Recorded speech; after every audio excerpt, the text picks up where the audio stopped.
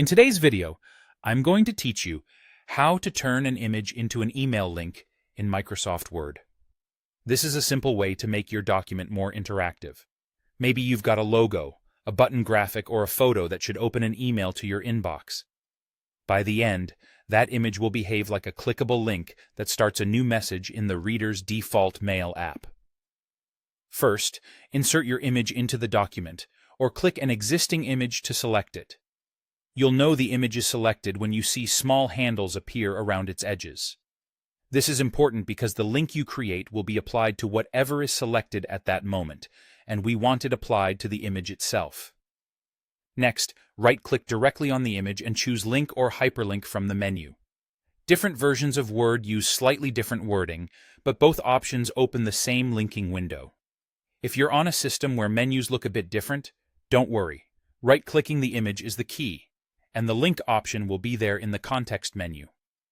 When the Insert Hyperlink dialog opens, look to the left and select Email Address under the Link To options. This tells Word you're creating a special kind of link known as a mail-to-link. Instead of sending someone to a web page, it opens a new email message addressed to the recipient you specify. This is ideal for Contact Us images or any graphic call to action in your document. Now enter the email address you want messages to go to. Type it carefully and double-check the spelling. If an address is mistyped, the link will still work, but messages will go to the wrong place. Using a dedicated inbox for document inquiries can be helpful if you expect a lot of responses, but the choice is up to you. Finally, click OK to apply the link.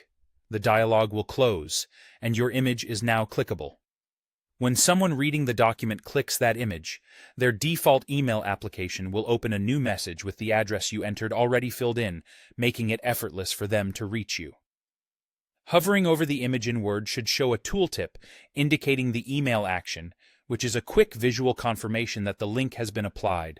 That's all there is to it.